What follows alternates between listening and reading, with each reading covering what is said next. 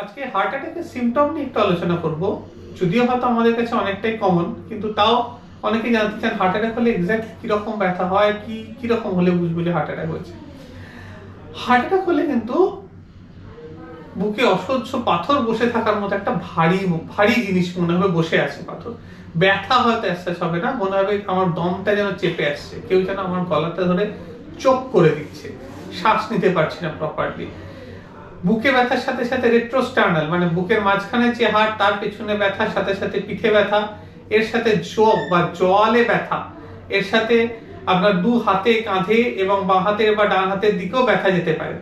Even এমনকি আপনার epigastric reason মানে হচ্ছে বুকের নিচ আর নাভির ওপরের যে পেটের অংশটুকু সেই জায়গাতেও ব্যথা হতে পারে, বমি হতে পারে। এই জায়গাগুলোতে যদি খুব ভারী হয়ে যায় তাহলে কিন্তু আমাদের সাবধান থাকতে হবে, হার্ট অ্যাটাকের কথা প্রথম চিন্তা করতে হবে, বিশেষ করে যদি হঠাৎ করে হয় এবং তার সাথে যদি ঘাম থাকে। ঘামটা ভীষণ ইম্পর্টেন্ট জিনিস, ঘামটাও আমরা যেন এটাকে অবহেলা না করি। এগুলো হচ্ছে cardinal symptom of heart attack. এছাড়াও আরো কিছু কিছু জিনিস আছে যেগুলো হয়তো এতটা টিপিক্যাল নয়, একটু অ্যাটিপিক্যাল সিমটম, তাও হার্ট অ্যাটাক বোঝা যায় এটা থেকে।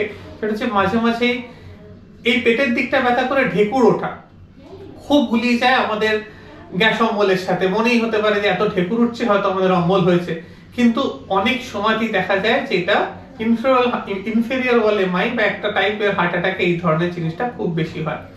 এছাড়াও কিছু হার্ট অ্যাটাকে হয়তো এগুলো কিছুই হলো না, পেশেন্ট হঠাৎ করে অজ্ঞান হয়ে গেল কিছুক্ষণের জন্য, জাস্ট কয়েক সেকেন্ডের জন্য, তারপর আবার উঠে পড়লো। এইগুলো কিন্তু এক একটা সিমটম অফ হার্ট অ্যাটাক। এগুলো কোনোটাই লাইটলি নেবেন না, হলে ইমিডিয়েটলি একটা ইসিজি করুন বা আপনার ডাক্তারবাবুর সাথে কথা বলুন, উনি যা বলবেন সেইভাবে চলুন।